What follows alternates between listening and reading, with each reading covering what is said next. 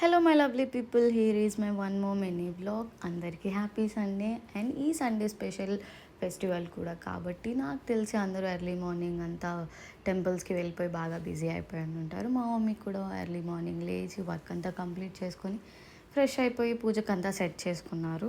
ఇంట్లో వాళ్ళతో ఇదే నా ఫస్ట్ వీడియో అనమాట. ఇంతవరకు నా ఛానల్లో ఏ వీడియోలో కూడా నేను వీళ్ళని చూపించలేదు, అంటే ఏ వీడియోలో ఇన్వాల్వ్ అవ్వలేదు.